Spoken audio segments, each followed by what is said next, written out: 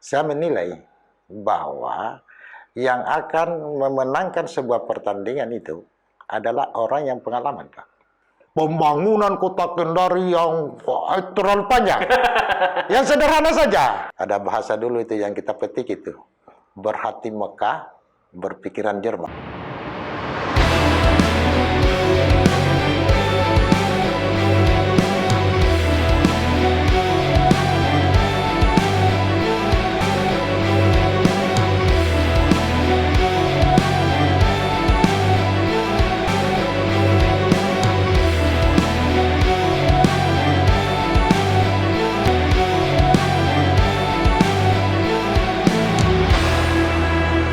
Selamat datang.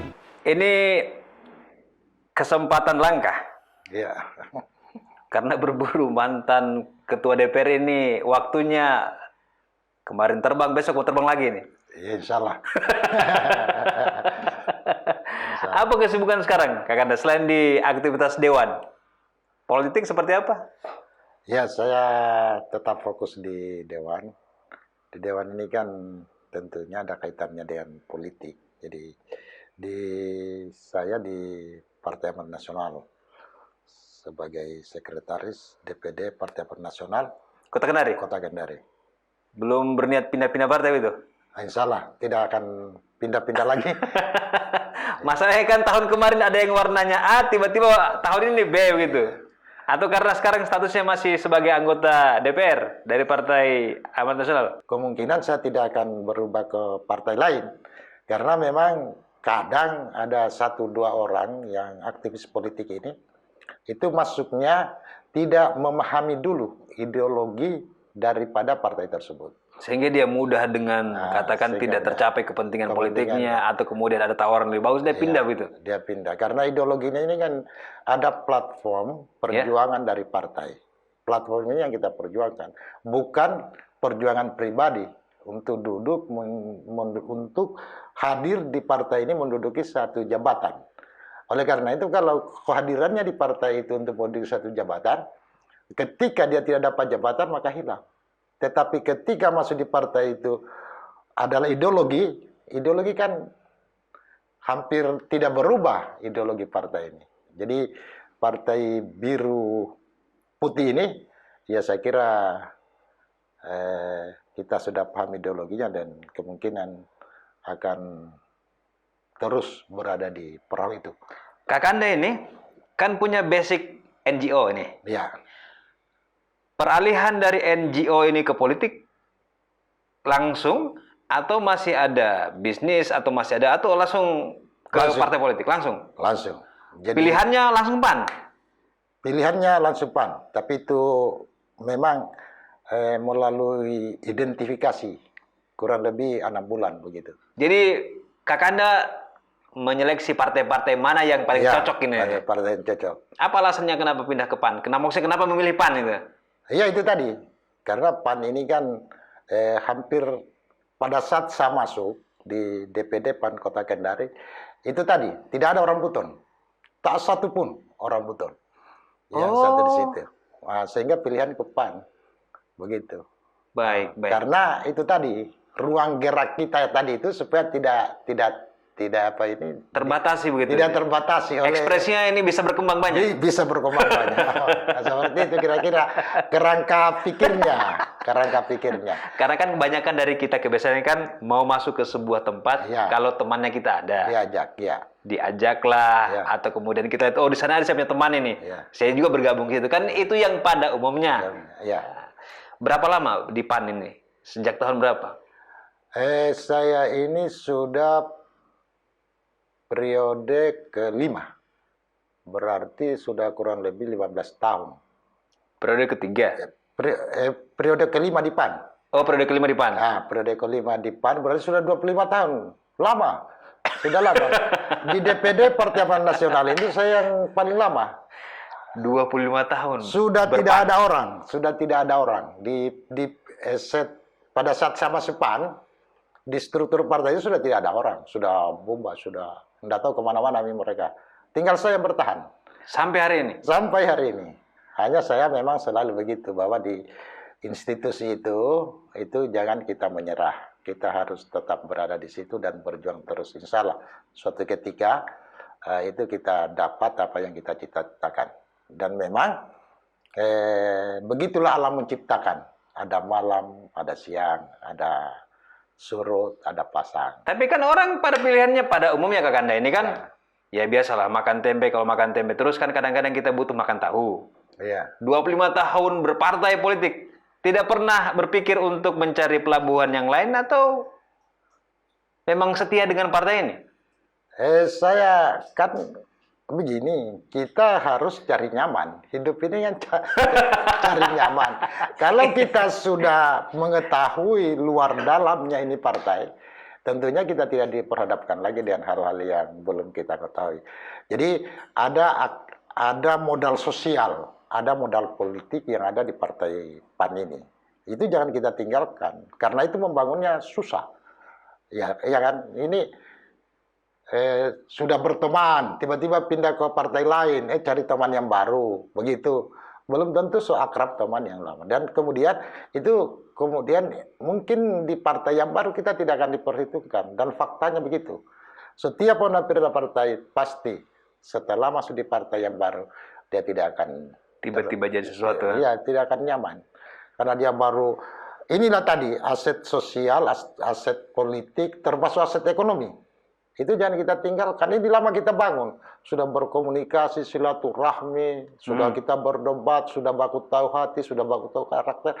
Tiba-tiba kita tinggalkan dan kita masuk di tempat lain yang karakternya belum kita tahu. Masih harus belajar lagi. Masih belajar. Panjang lagi ceritanya.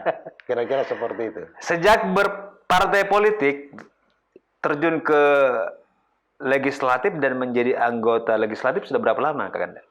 Saya di legislatif sudah 3 periode. 15 tahun? 15 tahun. Ya kurang lebih 13 tahun. Karena ini kan tahun ketiga di periode ini. Jadi periode pertama saya sebagai anggota.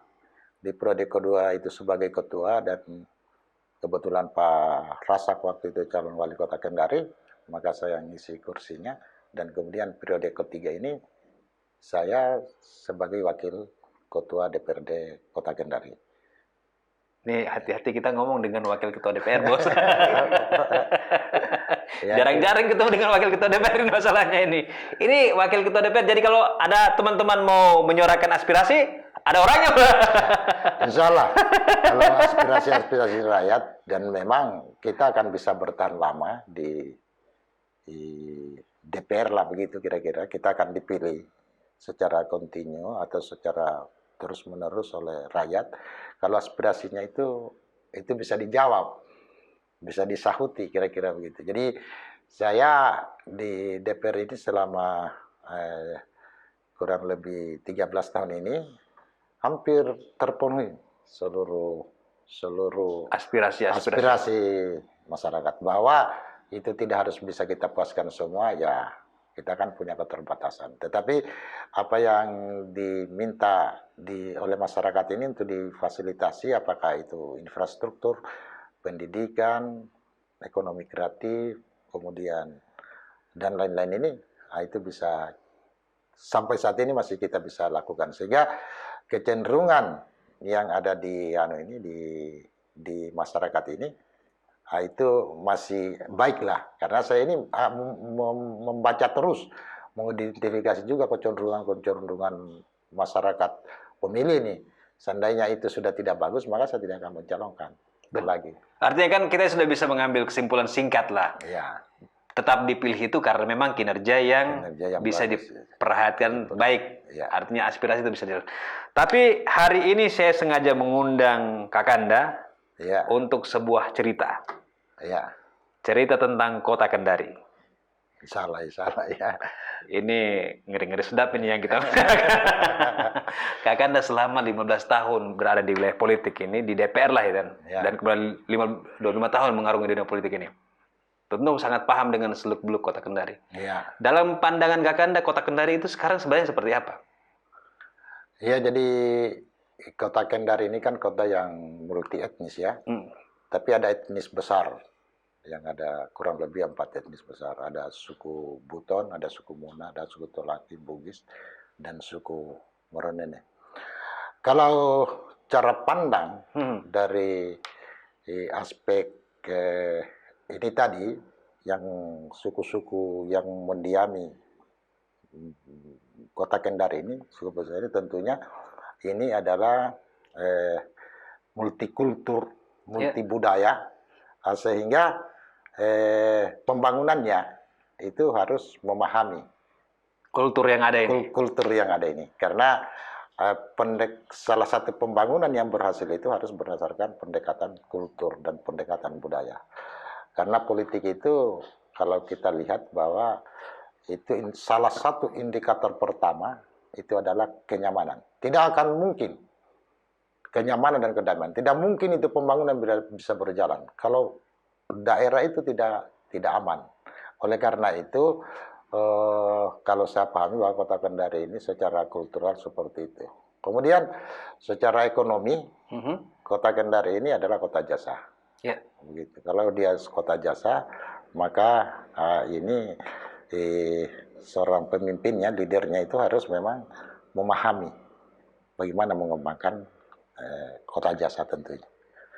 Ya, saya mau memahami satu hal. Secara historikal politik, Kota Kendari ini dari era Pak Asrun, ini kan boleh dibilang diwariskan ke putra beliau. Ya. Yang kemudian karena sesuatu dan hal, maka berhalangan tetap kemudian dilaksanakan oleh wakilnya. Wakilnya. Dalam dua model kepemimpinan ini, seperti apa perkembangan kita sejatinya dalam pandangan Kakanda? Majukah? Bermasalahkah? Atau memang menjadi kota yang betul-betul bisa jadi harapan semua kita ini saat ini, Kota Kendari? Iya, jadi kalau kita lihat visi Kota Kendari itu, Kota Kendari adalah kota layak huni yang berbasis ekologi, kemudian teknologi dan informasi. Nah, kalau kita mau menilai, maka di sini kerangkanya.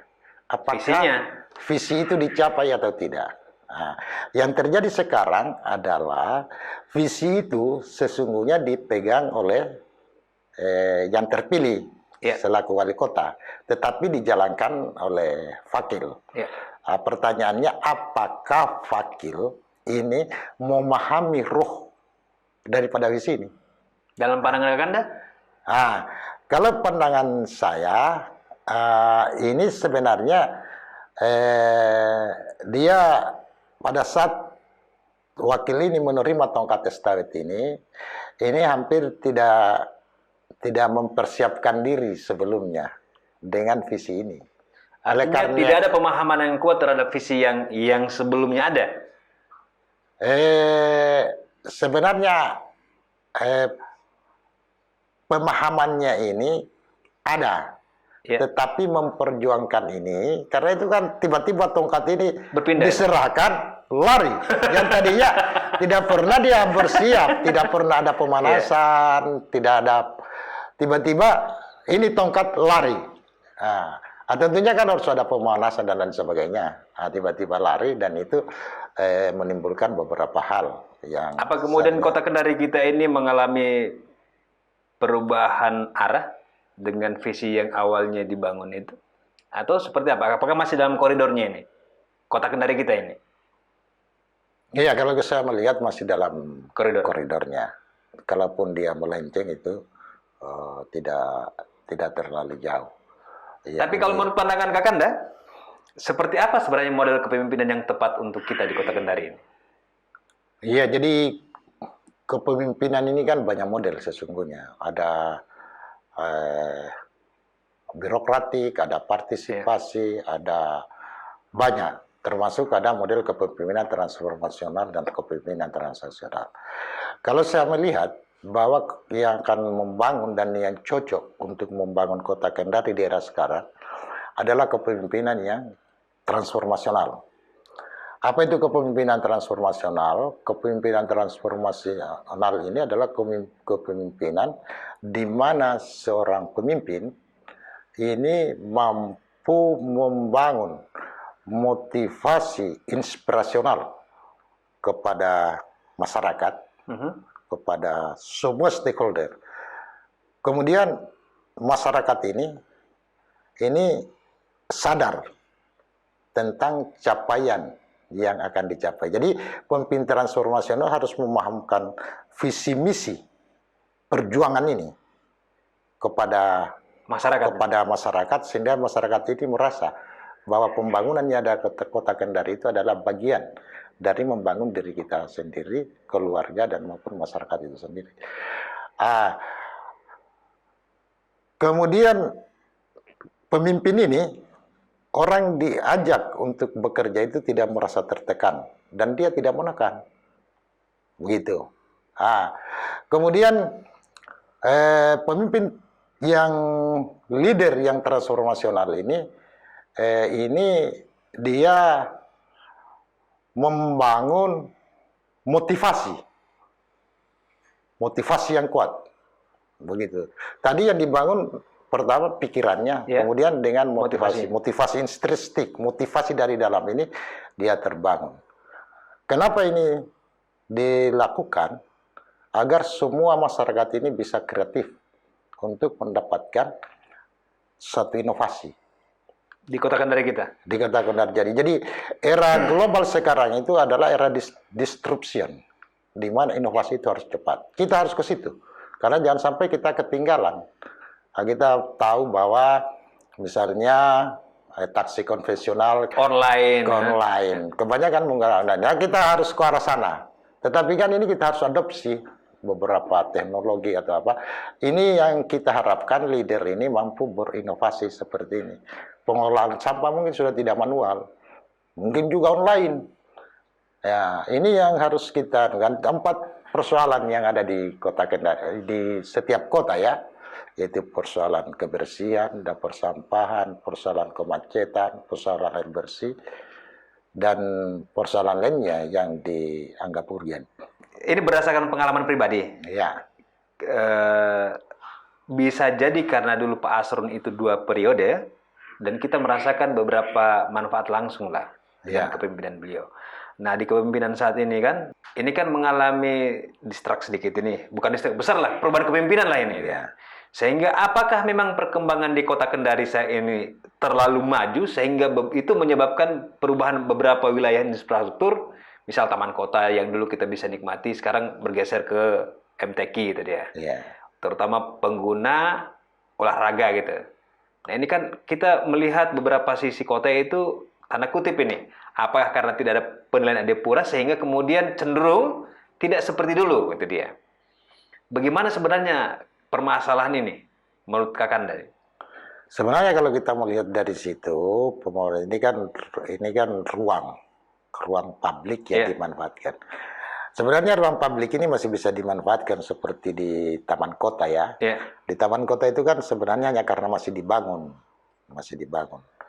Tetapi kemudian itu bisa lagi setelah selesai pembangunan gedung ini, wali kota ini kemudian itu bisa dimanfaatkan. Tetapi kalau saya melihat bahwa ini ada beberapa rangkaian sebenarnya yang menyebabkan juga pemimpin yang sekarang ini tidak terlalu fleksibel dalam mengembangkan Kota Kendari ini. Yang pertama ada corona, ya, kemudian ini ada dampak dari perang Rusia Ukraina ini menyebabkan kenaikan harga harga gas, harga minyak dan lain sebagainya. Termasuk harga minyak kelapa itu minyak kelapa. Sebenarnya ini bukan hanya di persoalannya itu di situ tadi. Di situ. Jadi bukan persoalan internal, tetapi persoalan eksternal. Jadi ini berdampak kepada penerimaan, kepada keuangan yang ada di kas Kota Kendari. Artinya kan begini, sekarang memang tantangan kita Indonesia dan dunia ini dengan pandemi COVID ini kan ada masalah ekonomi, kemudian dampak perang yang kita sebutkan kan, tadi juga berdampak terhadap gas, ketersediaan barang-barang bahan pokok lah gitu dia. Dalam situasi seperti ini, tantangannya begitu tinggi, ini struktur kepemimpinan kita cukup kuat tidak menopang masalah-masalah ini. Apalagi nanti ini kan Oktober ini selesai lagi nih masa kepemimpinan ini. Ganti lagi kita ini. Ganti, ya. Nah, proses-proses pergantian ini apa Kota Kendari siap dengan tantangan ini? Harga barang pokok mulai naik, gas 3 kilo mulai langka kita dapat, bahkan beberapa di acara itu sudah mulai meningkat harganya. Nah, ini kan sangat ditentukan dengan kepemimpinan. Nah, besok itu Oktober kan ganti ini. Iya. Ke PJ lagi nih. Iya, ini belum goncang-gancing lagi nanti rekomendasi gubernur lah, apalah. Kira-kira bagaimana melihat situasi ini, Kakanda? Jadi memang kalau situasinya seperti ini kan goncangannya dari eksternal, bukan dari internal, begitu ya. Maka tentunya siapapun pemimpinnya itu akan susah menata ini, atau menata kinerja, menata output daripada pembangunan dan lain sebagainya. Tetapi bahwa kita inginkan bahwa baik ini sisa kepemimpinan Pak rejim sekarang dan kepemimpinan yang akan datang itu minimal itu bisa menangani persoalan-persoalan yang strategis yang ada di kota Kendari. Persoalan-persoalan strategis itu adalah persoalan kebersihan, kemudian harga sembako yang naik, merangkak ini yang dapat dijangkau oleh rakyat. Kemudian itu tadi persoalan ekonomi, pendapatan masyarakat ini bisa naik sehingga menyebabkan kota ini tidak terlalu terpuruk. Tapi fenomena ini kita berharap bahwa di 2024 itu pemimpin yang akan kita lahir dia memahami fenomena ini, sehingga visi pembangunan yang akan dilakukan ke depan itu tentunya bukan lagi visi yang ada sekarang, visi yang sesuai dengan kondisi yang ada sekarang, begitu, sehingga visinya tentunya lain. Nah, inilah harapan besar dari masyarakat Kota Kendari, tetapi harapan besar masyarakat Kota Kendari agar lahirlah pemimpin yang betul-betul mampu menjawab fenomena ini. Tentunya kalau fenomenanya dibaca, tentunya visinya akan lahir sesuai dengan fenomena, dari sesuai dengan solusi yang fenomena yang ada sekarang. Ini kan masalahnya di periode kita Kota Kendari ini memang kan kalau kita bilang kepemimpinannya ini estafetnya tinggi sekali, Pak. 3 kali, 2 kali. 3 kali. Dari Pak ADP pindah ke Pak Sul. Pak Sul nanti pindah ke PJ gitu deh. PJ. Jadi 3 aktor. 3 aktor politik. Tokoh ini. Yang ini kan nanti masalahnya suatu daerah, sebuah tempat itu sangat tergantung dengan siapa pemimpinnya ini. Perpindahan kepemimpinan ini kan terasa ini. Sangat terasa. Nah, kemudian nanti ada lagi PJ. Oktober ini PJ lagi nih. Pak Sul selesai dengan dia punya masa priorisasi, gitu. AMJ-nya selesai. Siapkah Kota Kendari dengan perubahan-perubahan kepemimpinan ini? Apakah nanti masalah-masalah kita tidak akan lebih banyak lagi ke depannya dengan tantangan-tantangan yang ada ini? Iya, saya kira kan sebenarnya ini kalau kita lihat ini pergerakan sosial ekonomi, kalau kita lihat ya tantangannya ini utamanya di situ, sosial ekonomi politik. Kalau yang kultur budaya ini kan itu statis dia berkembang sesuai dengan perubahan sosial. Tetapi yang sosial ini tadi, ekonomi ini tadi, kita berharap bahwa dengan bergantinya ini pemimpin ini tidak menimbulkan dampak yang begitu signifikan terhadap kondisi keamanan yang ada di Kota Kendari. Jadi poin utama daripada pembangunan itu keamanan dan kenyamanan. Pertanyaannya, apakah masyarakat Kendari itu nyaman dan aman sekarang? Begitu. Maka kita bisa bentuk benang merahnya bahwa konflik sosial tidak terjadi. Kan begitu. Yang terjadi ini adalah konflik kepentingan, konflik politik juga tidak terjadi. Jadi ini masih di ruang-ruang yang bisa dimaklumi. Begitu. Masih di ruang-ruang yang boleh. Tapi saya ini kan orang politik. Dan terus terang saja bahwa kita di PAN itu kita calonkan Ibu Siska sebagai dan ada Pak Wali Kota yang sekarang. Saya hampir dapat dikatakan bahwa saya adalah lawan politik daripada Wali Kota sekarang. Tetapi saya melihatnya secara objektif bahwa ini masih pada tahap yang biasa-biasa saja. Begitu. Tetapi harapan saya karena ini tidak bisa juga dipungkiri karena ini Pak Zulkarnain ini kan dia menerima tongkat kepemimpinan ini kan dengan tiba-tiba tanpa persiapan, tanpa menduga ini ya. Tanpa pemanasan kira-kira begitu. Nah, sehingga dia merasa bahwa ya ada secara psikologi itu merasa, harus saya kah? Begitu, harus saya kah? Nah, itu saya kira kita maklumi dan kita berharap bahwa ketika dia menerima tampuk ini ada sebuah perubahan dalam dirinya untuk menjalankan ini. Tetapi kan sudah kurang lebih 4 tahun ini itu hampir tidak berubah. Begitu. Siapa yang salah sebenarnya di sini? Jadi ini tidak bisa 100% kita salahkan pemimpin yang ada ini. Artinya ada keadaan di luar kontrol yang terjadi. Di luar kontrol yang terjadi. Contoh kita saja ini.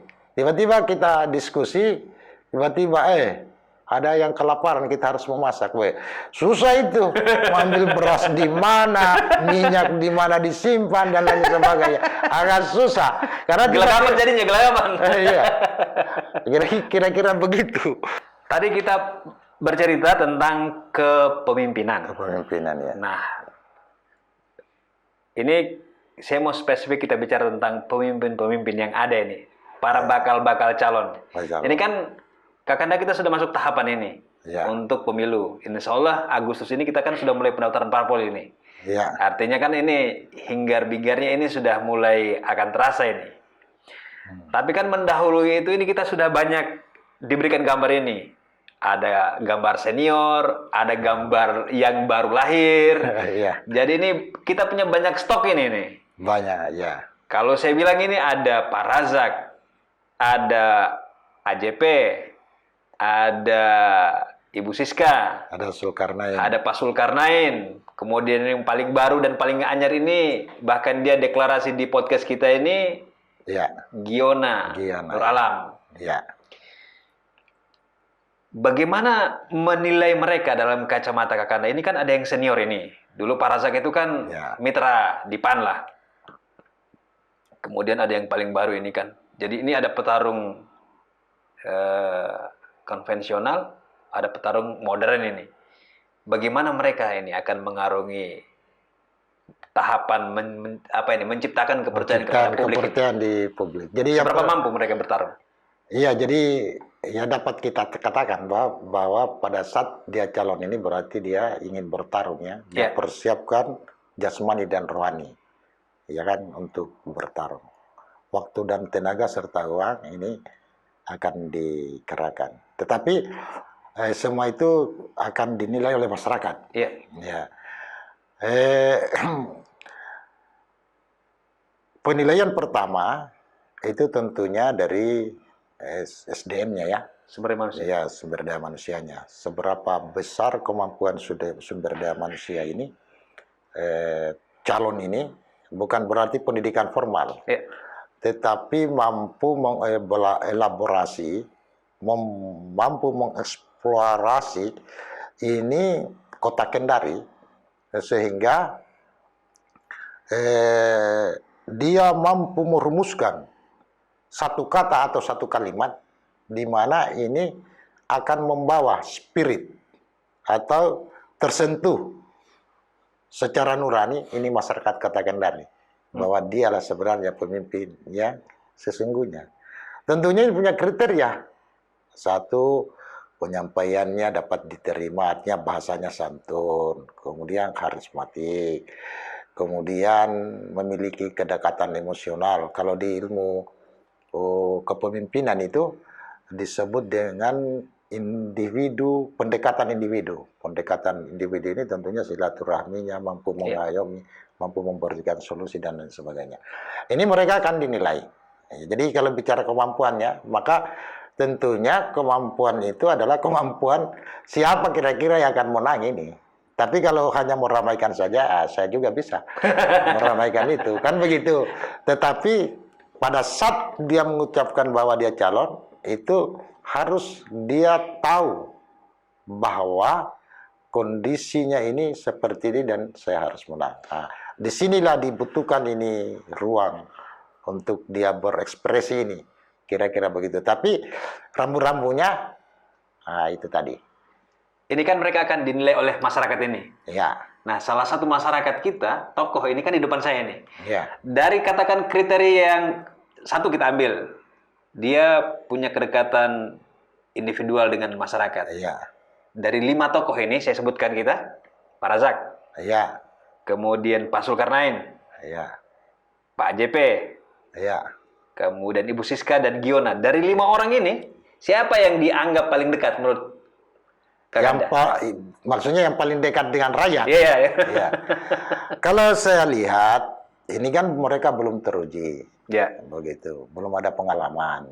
Sebagai kepala daerah ini? Sebagai kepala daerah. Kecuali Ibu Siska? Kecuali Ibu Siska. Sebagai wakil. Oh enggak, 2. Pak Zulkarnain. Dan Ibu Siska yang sudah pernah gitu dia? Yang sudah pernah. Iya. Sehingga dari keempat ini, dari kelima ini, saya menilai bahwa yang akan memenangkan sebuah pertandingan itu adalah orang yang pengalaman, Pak. Pengalaman. Tetapi ingat bahwa ketika orang itu ditahu berpengalaman, maka yang belum pengalaman kan dia panggil mentor. Untuk ngajar? Untuk diajar, supaya dia berpengalaman. Nah, mentor yang terbaik, yang ini nanti kita akan lihat siapa-siapa di belakangnya ini. Ada Giona, siapa di belakangnya. Ada Zulkarnain, siapa di belakangnya. Yang walaupun sudah pengalaman, itu harus butuh mentor juga. Kemudian ada Siska. Kalau saya melihat bahwa yang pengalaman memenangkan pertandingan ini dan sudah 3 periode, itu adalah wali kota yang dulu, yaitu Pasrun. Jadi saya dapat berasumsi bahwa siapa yang didukung oleh Pasrun itu kira-kira akan menang. Begitu. Siapa yang didukung oleh Pasrun itu yang akan menang. Karena dia ini sudah memenangkan 3 pertandingan, 3 pertarungan, 2 periode beliau sendiri, dan 1 anaknya. 1 ADP. Ya. Begitu. Dan ini kenapa dia menangkan? Berarti memahami kultur, memahami sosial, kultur sosial, memahami politik, dan lain sebagainya. Dari keberagaman yang ada di Kota Kendari ini, dia mampu mengakomodir ini dengan pola dan model yang dia lakukan, sehingga ini bisa memenangkan pertarungan daripada Pilwali. Sudah 3 periode. Menurut pandangan Kakanda ini, pengaruh Pasrun masih kuat di Kota Kendari ini? Jadi pertama bukan hanya pengaruhnya, tetapi pengenalan. Ya. Ingat bahwa untuk memenangkan pertarungan itu tidak semata-mata uang. Pertama harus paham geopolitik. Ya. Di mana lorong-lorong yang ada di kota di geopolitik. Kemudian paham sosial politik. Begitu. Beliau ini sudah pernah 10 tahun di Kota Kendari. Yep. Tetapi bahwa ada plus minusnya, itu kan semua orang punya plus minus. Semua orang punya plus minus, semua orang. Misalnya yang ada tuh yang berpengalaman, yang dari 5 calon itu ada yang berpengalaman, pasti ada plus minusnya. Yang sudah yang berpengalaman ini kan berarti 2. Ada Pak Zulkarnain, ada Ibu Siska. Itu sudah dinilai oleh rakyat plus minusnya. Kemudian ada Pak Razak, sudah pernah ketua DPR, tentunya ada plus minusnya juga, dan siapa mentornya juga pasti ada. Ini nanti yang akan meramu semua ini, melahirkan satu warna yang kuat dari sekian banyak warna ini yang menjadi ikon, menjadi begini kira-kira modelnya. Soekarno dulu itu waktu dia berjuang hanya 1 kata, merdeka. Semua orang sudah angkat bambu runcing. Yang mau berjuang di depan. Semua orang sudah memasak untuk mensuplai makanan atau mensuplai energi kepada yang berjuang. Semua orang, pokoknya semua. Ini kata-kata ini atau satu kata ini, satu kalimat ini dengan fenomena dan kejadian, kecenderungan sosial ini, kecenderungan pembangunan dan kecenderungan baik secara lokal, global dan nasional ini yang bisa meramunya ini, ya satu kalimat ini ya mampu menggerakkan. Saya kira itu kalau sudah didapat rumusnya. Jadi sekarang ini belum ada yang punya itu? Belum ada. Belum ada yang bisa menciptakan itu? Belum. Bahkan pun seorang Pak Razak? Iya, Pak Razak kan hanya gambarnya. Yang kita lihat. Giona juga hanya gambarnya. Kemudian AJP juga hanya gambarnya. Pak Sulkarno hanya gambarnya. Itu belum ada. Jadi masyarakat ini masih kira-kira masih rai-rai ini. Jadi kita sekarang di Kota Kendari ini baru lihat gambar saja ini? Baru lihat gambar belum saja. Ada gerakan pasti dari mereka ini? Iya, belum ada. Dan ini kan memang harus diatur ini. Dia punya gerakannya mereka ini harus diatur juga. Agar tidak kehabisan energi. Sampai di sini sudah ngos-ngosan begitu, dan waktunya masih lama. Harus diatur ritmenya. Harus diatur ritmenya. Jangan sampai tiba-tiba ada pemain baru yang nyelonong. Itu juga harus diantisipasi. Iya, harus diantisipasi juga dengan baik itu. Jangan sampai tiba-tiba nyelonong. Kita punya ada sebuah fenomena menarik di Kota Kendari ini. Selain kita punya 5 tokoh ini, nah, mereka juga ini punya latar belakang yang berbeda-beda. Tetapi kita simpulkan ada 2 ini. Ada tokoh yang di-backup oleh orang-orang tua mereka, yang notabene itu marah mantan-mantan pejabat. Dan ada yang dia bersendiri dengan dia punya kemampuan dan kekuatan. Dalam kacamata Kakanda, semisal kita sebutkan AJP ini punya Bapak Bupati di Bagian Selatan. Giona punya bapak mantan gubernur 2 periode Sulawesi Tenggara. Kemudian lagi ada Siska. Mantan. Ada juga bapak dan sekarang bermantukan Pak Asrun ini. Asrun, ya. Cuma 2 yang tidak ada mantan atau siapapun ini, Pak Sul dan Pak Razak ini. Pak Razak, ya. Kita bicara yang anak-anak para pejabat ini. Saat ini geliat mereka ini sudah cukup meyakinkan tidak publik Sultra ini? Selain gambar-gambar dalam kacamata Kakanda. Apa karakter, kemampuan sumber daya manusia ini sudah bisa dipertaruhkan di Kota Kendari? Sebenarnya kalau kita lihat tentunya bisa-bisa, tapi tantangannya kan besar. Bisa, tapi tantangannya? Tantangannya besar. Jadi kalau mencalonkan bisalah, tapi tantangannya besar. Akan diuji nanti pada saat proses pencalonan itu. Apa yang paling besar tantangannya bagi mereka ini, anak-anak pejabat ini? Iya, tantangannya itu kan pertama dari soal, jadi berpolitik ini butuh kemampuan yang ekstra. Begitu, kemampuan yang ekstra dan multi. Kemampuan yang ekstra dan multidimensi. Begitu. Untuk menjadi seorang pemimpin di Kota Kendari.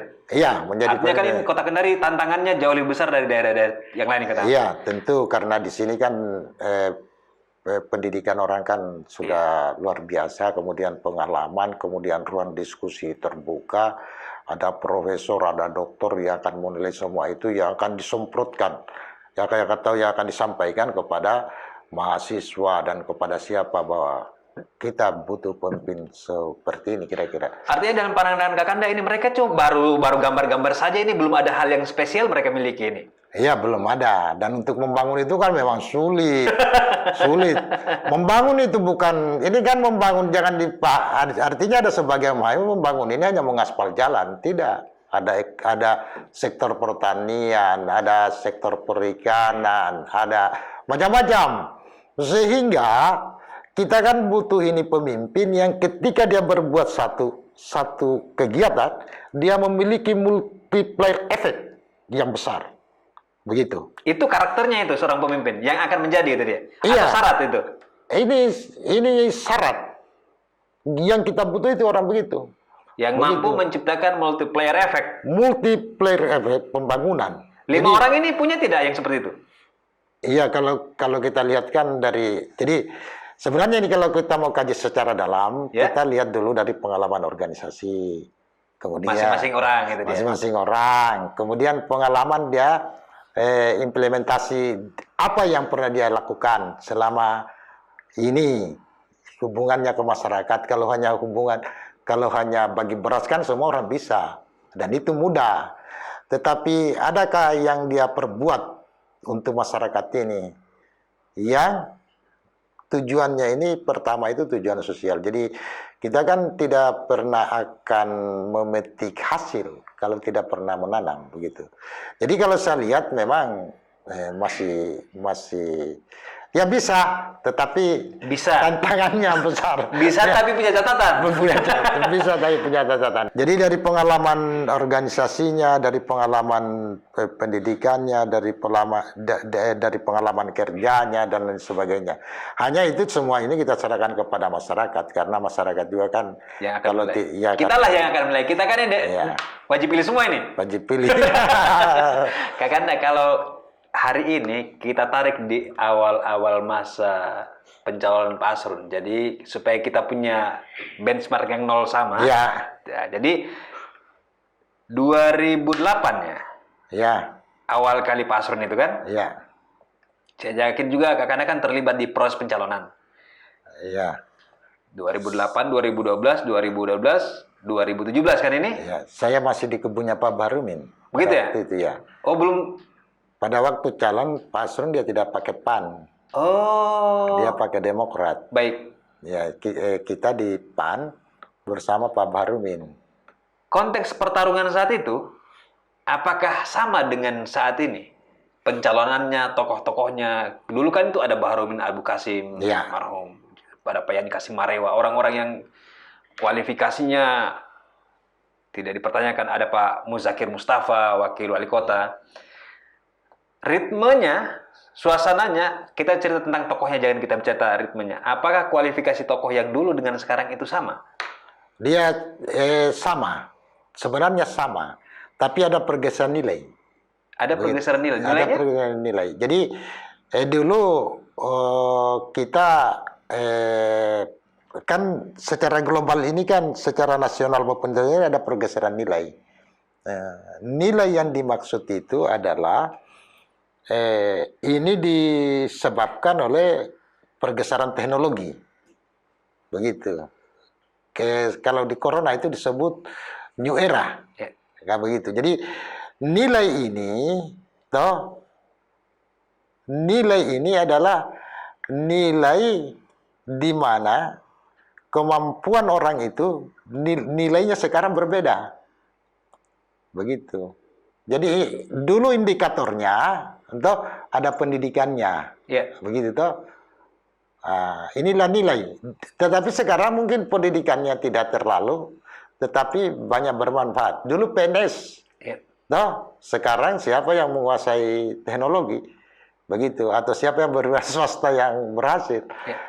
Nilai-nilai seperti ini yang bergeser. Tetapi belum ada atau lebih kuat sekarang? Nilai ini lebih kuat sekarang dibanding dulu. Tetapi kemenangan Pak Asrun pada waktu itu, pada saat awal pencalonan itu karena visinya yang bagus. Kalau saya melihat, karena waktu itu visinya itu membangun jembatan. Belum namanya jembatan Batramas. Ini kan ada 2 jembatan, jembatan kuning dan jembatan yang berdampingan ini untuk menghubungkan kota Kendari dan Abeli. Waktu itu kita waktu itu di PAN, dan setelah kita teliti dan survei di masyarakat, ternyata orang lebih suka itu, lebih suka untuk membangun jembatan. Bagus kalau dia bangunkan kita jembatan, kita pilih yang itu, begitu. Tentunya bukan hanya itu, berbagai hal tuh yang menyebabkan orang menjadi memilih ini. Tetapi kalau saya lihat variabel utamanya itu visi. Artinya sekarang menyambung pembahasan Kakanda, 5 orang yang ada hari ini butuh itu. Butuh ini sebenarnya, butuh apa namanya ini? Butuh satu senjata kuat ini. Satu kalimat ini, visi ini yang mampu menggerakkan motivasi. Multiplier efek ini. Iya, multiplier efek itu kan bukan hanya multiplier secara ekonomi, tetapi mampu menggerakkan motivasi, mampu memberikan kreativitas kepada masyarakat, kemudian mampu melahirkan stimulan intelektual ini. Jadi pembangunan kita misalnya, kita akan bangun kota ini menjadi kota jasa, pusat pariwisata. Misalnya begitu ya. Maka semua orang itu dia akan berpikir, orang akan kreatif apa yang saya harus bikin. Kira-kira ini contoh saja. Tetapi apa kira-kira itu yang bisa diadukan sehingga orang tertarik itu. Jadi multi prefek itu bukan multi prefek pergerakan ekonomi saja, tapi multi efek cara berpikir, motivasi kita seperti itu. Jadi saya misalnya berarti saya harus kreatif bikin ini. Misalnya kalau sudah ada visinya toh, yang satunya lagi, oh berarti saya harus melakukan studi akademis. Itu dia berpikir dia. Semua ini harus ini tadi. Kalau mau sudah mampu melahirkan itu, saya kira itu yang akan memenangkan pertarungan ini. Sehingga kenapa saya bilang tantangannya besar? Apakah mereka-mereka yang calon ini sudah punya pengalaman untuk itu? Kalau belum punya pengalaman, berat. Dalam konteks bisa, oke. Oke, ya. Mereka bisa mencalonkan itu. Tapi kemampuan ini, nah itu yang jadi catatan dan mereka belum punya gitu. Belum punya. Jadi saya pernah melihat dan saya ikut terlibat pada satu pertarungan politik ya. Pencalonan kepala daerah. Kita waktu itu sederhana. Waktu kampanye. Tidak saya sebut namanya, tapi sederhana. Merubah songkok hitam menjadi songkok putih. Itu. Merubah songkok hitam. Itu terjemahannya bahwa orang ini akan tinggi pendapatan dan naik haji dan masuk surga. Enggak begitu. Ini satu kalimat. Merubah songkok hitam menjadi songkok putih. Yang dikatakan dari itu, seperti apa? Tidak usah kalimatnya terlalu pembangunan kota Kendari yang terlalu panjang. Yang sederhana saja. Tapi mudah dicerna. Mudah dicerna dan itu melahirkan multi prefek tadi. Begitu. Jadi kita lihat kan seperti ini. Yang kita harapkan sebenarnya ini adalah pemimpin yang berkarakter. Berkarakter ini tentunya pertama tidak bertentangan dengan isu global atau isu nasional, kemudian tidak bertentangan dengan agama. Ya, ada jujur, ada sidik begitu ya. Ada amanah, amanah dan fatana itu ya itu yang kita harapkan sebenarnya secara bahasa agamanya, yang pemimpin yang punya karakter yang sesuai. Ada bahasa dulu itu yang kita petik itu, berhati Mekah, berpikiran Jerman.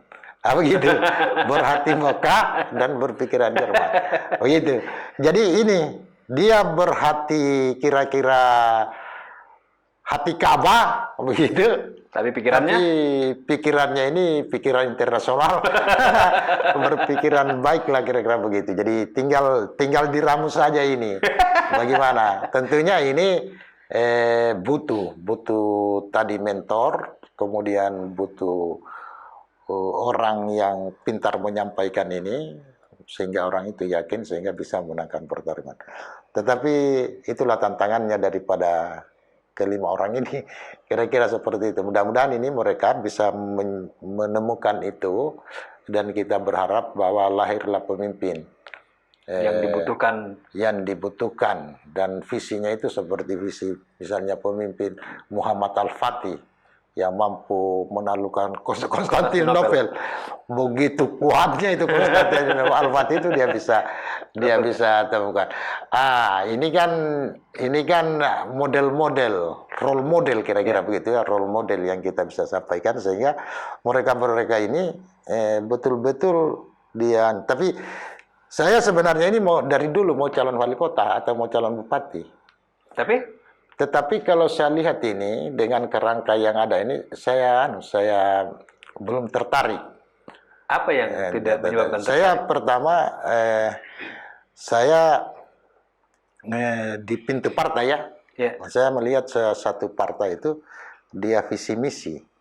Dia visi misi ini dia tanya Untuk apa yang kau perbuat, apa yang... Jadi saya punya hayalan itu, dia visi misi ini dia tanya apa. Nah, jadi kalau saya melalui pintu partai dan kalau hanya ditanya di situ, misalnya ceramah-ceramah, pidato-pidato, apa, kemudian turun, saya kira itu biasa, begitu. Tetapi bagaimana menyelesaikan pembangunan ini tanpa kehilangan roh agamanya, dan tidak juga menghilangkan roh pembangunan duniawinya. Jadi saya belum menemukan pemimpin misalnya menyelesaikan permasalahannya ini di masjid, misalnya begitu. Begitu. Jadi belum ada pemimpin di Sulawesi Tenggara misalnya ketika bunyi masjid itu bunyi masjid ya, azan itu semua pegawai berhenti, kita ke masjid dulu. Kira-kira begitu. Anda ada. Kemudian di masjid ini orang bisa menyelesaikan tanda tangan yang banyak itu. Iya sini. Iya. Dan ketika dia menyelesaikan tanda tangan di masjid ini, kan minimal dia sudah tahu bahwa konsekuensinya besar ini.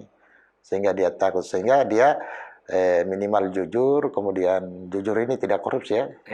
Kemudian tablik. Dia menyampaikan kebenaran. Begitu. Kita berharap seperti itu kira-kira. Ke depan ini. Tapi ini kan idealisasi saja.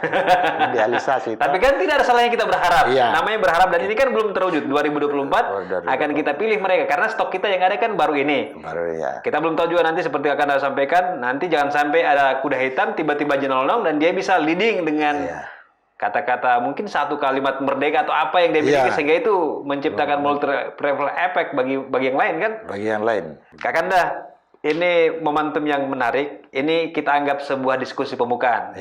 Jangan bosan kalau saya undang terhadap dan terkait masalah-masalah kepemimpinan dan pemimpin Kota Kendari. Dan juga nanti kita akan bahas terkait apa rencana Haji Samsudin di Pileg 2024. Kita membahas secara eksklusif nanti. Jadi memang kalau kepemimpinan ini, ini program pasca sarjana S3 di Universitas Saleh. Kebetulan ini saya punya tesis itu adalah masalah inovasi dan kepemimpinan. Tesis di Unal? Saya punya disertasi. Sementara dalam proses atau sudah hampir selesai? Atau seperti apa nih? Ya mungkin 2023 ini selesai insyaallah. Jadi diam-diam ternyata. Diam-diam cari titel ketiga. Kebetulan kemarin sudah terbit saya punya jurnal internasional di Psikologi School di Turki. Jadi sudah diterima jurnalnya. Ya, sudah jurnal. Jadi kita berharap 3 bulan ke depan ini ya sudah publis. Kalau sudah publis sudah bisa ujian terbuka.